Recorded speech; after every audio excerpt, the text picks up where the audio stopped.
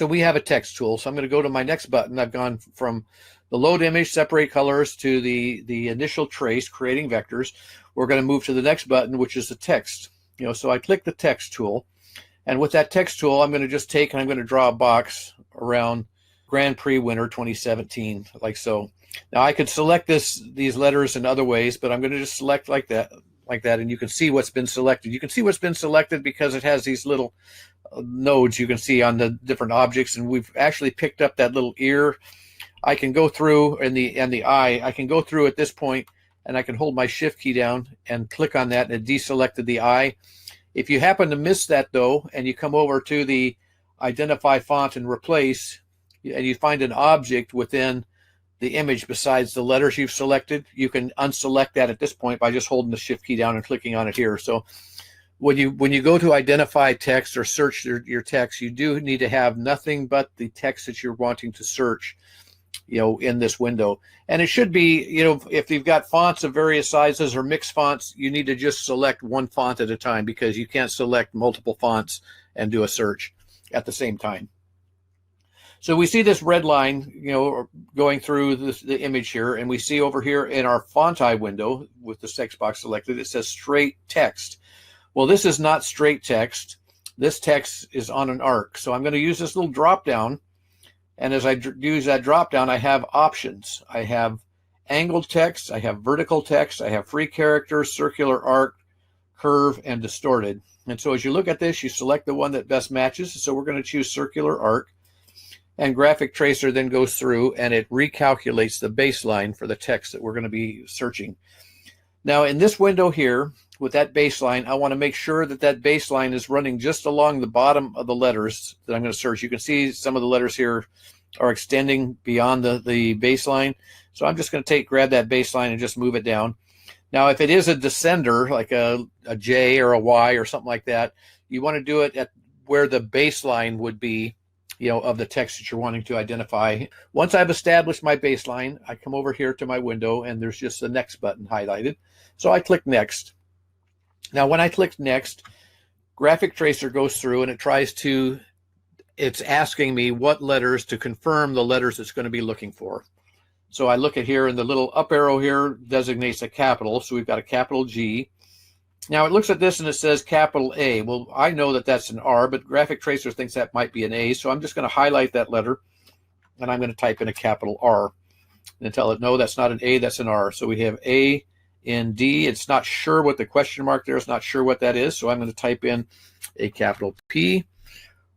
And that's, again, an R that it's thinking is an A. So I'm going to do capital R, I-X, W-I-N-N-E.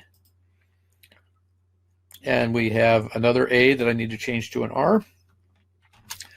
And then the number sign here for the 2017. So I just confirmed that all my letters are correct. And I go to next. When I click next, Graphic Tracer then goes online and it searches an online font library of over 100,000 fonts. And it superimposes right on top by Graphic what it thinks that font is. The fonts that come out of the Graphic Tracer database show up here in either white or gray, and you can quickly find out whether you have the correct font, because the fonts that you have that it selects show up in green. There's a prioritized list over here, and the first one it came up with was Eurostyle T Heavy, and that is a close font, as I look at this. But as I look at the fonts that it has, if I zoom in here, you can see the 2 is different, the 0 is different, the 1 is different, the R is not quite correct, the E is a little bit different, the W is a little wider. And so even though it chose a font that's close, it is not the correct font.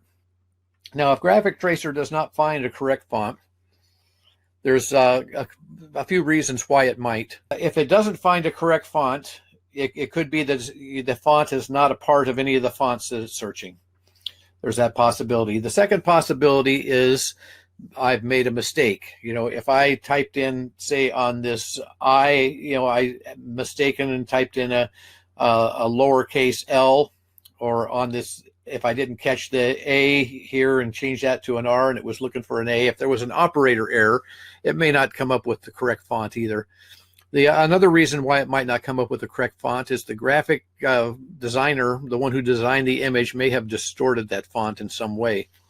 Now, one of the common ways that graphic designers like to distort images is they'll take a font, they'll type out a word, and maybe it's this long and they want it shorter, so they'll just scrunch it in and compress it a little bit, or they'll still stretch the letters out a little bit, making them wider.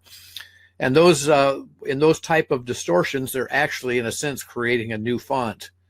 So if we can compensate, Graphic Tracer can compensate for that with this try stretching over here, where there's a box over here, and I can put a check mark in that box, and I can tell Graphic Tracer to search again, only this time I want it to stretch or compress. So I put a check mark in that box, and I click search, and Graphic Tracer then goes through and it searches again, and now it's looking again through the various fonts. And now as you look through here, you can see we do have a nice exact match. The 0 is correct, the 1 is correct.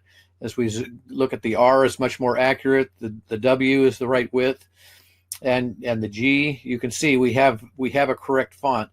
And this font is called Monogramma DEE Bold Extended, and it says it's compressed 67%. It says in this box over here, if you can see that on your screen, it tells me exactly how much is compressed. Now, that first font I don't have, I don't own. It comes out of the Graphic Tracer font search database. This replace button is grayed out, but we have a supplier button here, and I could click that supplier button and I could search through various font libraries online, where I could possibly download the font for free or to purchase the font. One of the font libraries it will search is DaFont. And if any of you are familiar with dafont.com, there's about 20,000 fonts there you can download for free. And Graphic Tracer, if it finds the correct font, it will take you right to the right page, where that font can be downloaded. But you can see we have that Monogramma Extended Bold here.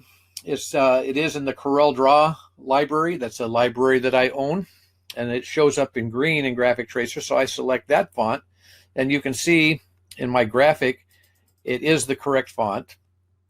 And as well, because every time I click this, it changes very slightly with the various fonts.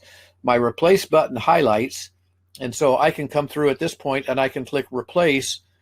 And now when we zoom in and we look at this text, you can see that all of the letters have been replaced with nice, sharp, crisp text that were created from that original font, and it was sized and spaced and put right back in that logo all automatically. And it's very, very fast. So you can see, if I undo this, you can see what we had and how rough that looked. And now we have nice, crisp text. Thanks again, and take care.